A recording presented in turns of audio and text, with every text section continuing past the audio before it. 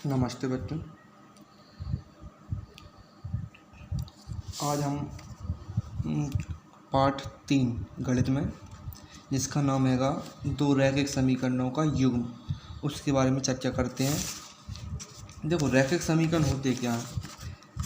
रैखिक समीकरण जैसे जिसकी घात 1 हो। अब मैंने मान लिया यहाँ पर जैसे x + 5 = 0, तो क्या है, एक रैखिक समीकरण है, क्योंकि इसमें x की घात कितनी है, 1 है। बट हमें जो पढ़ना है वो हैगा दो चरों वाले रैखिक समीकरणों का युग्म। दो चरों वाले रैखिक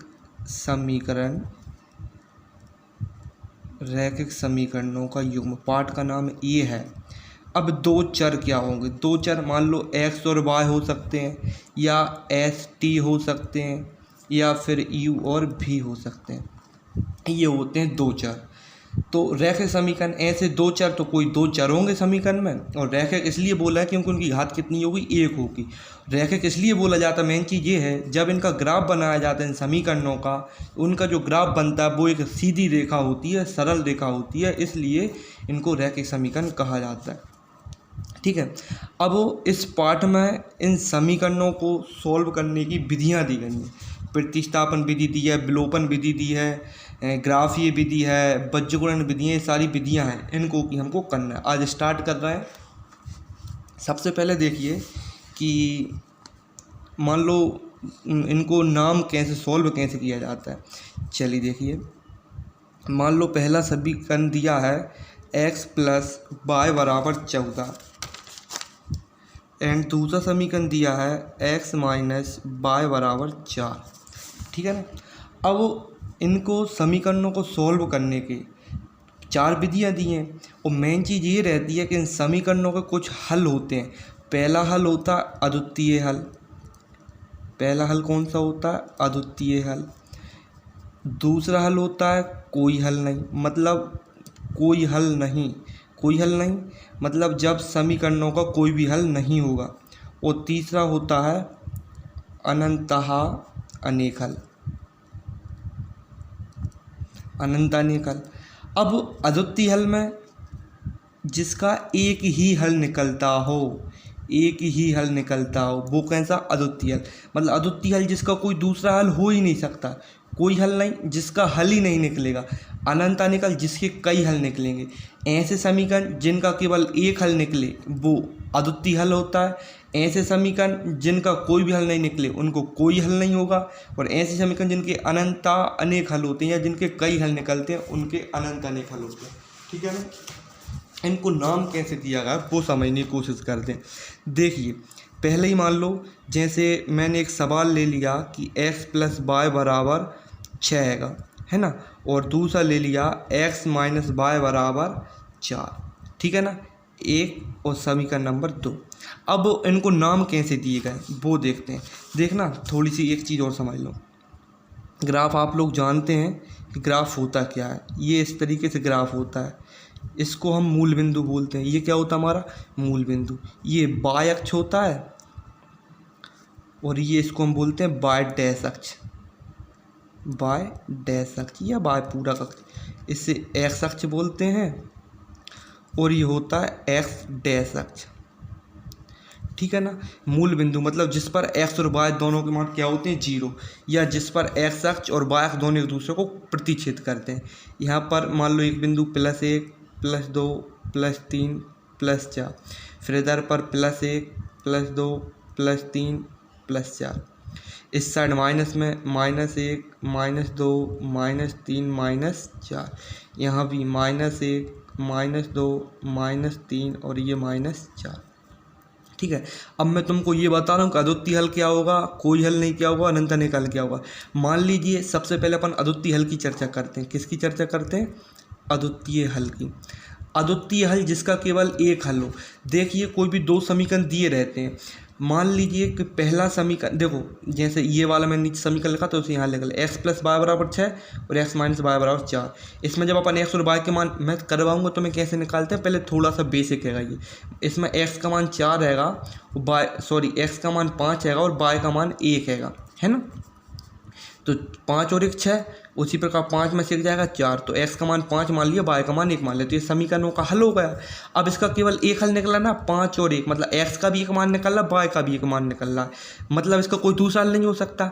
देखिए किस तरीके से, जब इनकी हम रेखा बनाएंगे ना x प्लस वाई बराबर 6 और x माइनस वाई बराबर 4 की, तो क्या होगा कि एक ही बिंदु पर प्रतिच्छेद करेंगे।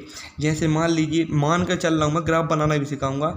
मान लीजिए कि पहले समीकरण की रेखा कुछ ऐसी गई है, कैसी गई है, कुछ इस तरीके से गई है, मान लो ये गई है ना, और दूसरे समीकरण की रेखा मान लो इस तरीके से चली गई, ऐसी, है ना।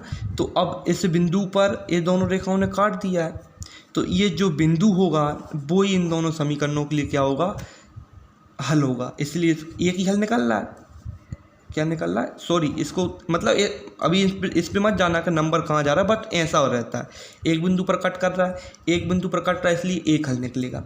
मान लीजिए कि ग्राफ जे बना लिया मैंने, पहली समीकरण की रेखा ये गई और दूसरे समीकरण की रेखा ये गई, दोनों समीकरणों की रेखा जब एक दूसरे को मिल ही नहीं रही हैं, मतलब कैसा जा रहा है, समांतर जा रही हैं। जब समांतर जाती हैं तो उनका कोई भी हल नहीं होता है। इसी तरीके से मान लीजिए मैंने एक ग्राफ ये बनाया और पहले समीकरण की रेखा ये गई है, ये पहले समीकरण की रेखा गई, लेकिन हम जब हमने दूसरे समीकरण की रेखा को दाई ना, तो वो भी इसी तरीके से चली गई, इस तरीके से वो भी ऐसी चली गई, है ना।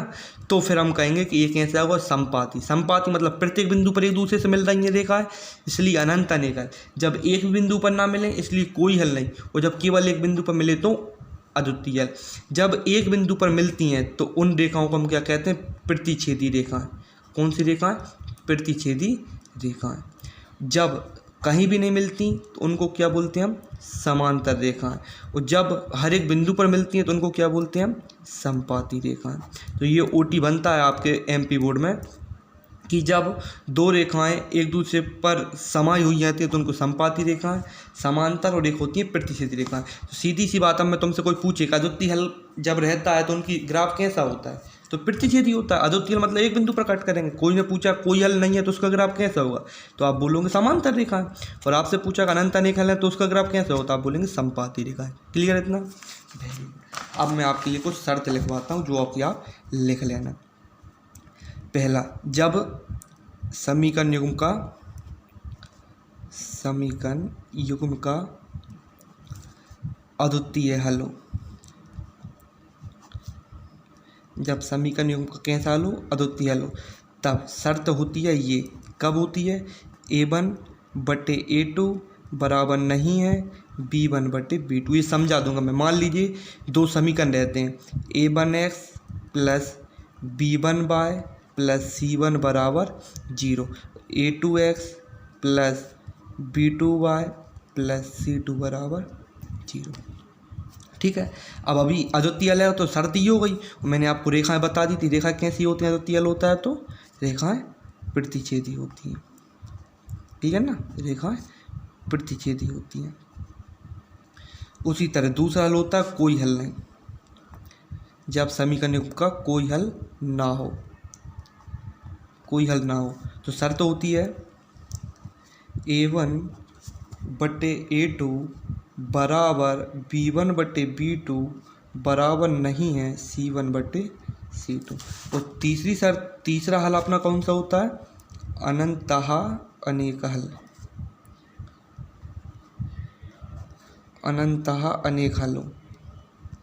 अब अनंत अनेक हल हो तो शर्त क्या होती है, a1/a2 बराबर b1/b2 बराबर c1/c2। क्लियर ना? अब देखिए शर्त हो गई तो रेखाएं कैसी होती हैं, रेखाएं अपन ने देखी थी अनंत अनेक हल में क्या होती हैं, रेखाएं संपाती होती हैं। रेखा कैसी होती हैं, संपाती होती हैं। क्लियर ना? ये हमारी शर्त हो गई। इतना क्लियर? Very good. इतना क्लियर हो गया क्या? चलिए अब देखिए, इतना अपन ने इतना नोट कर लेना, ठीक है ना।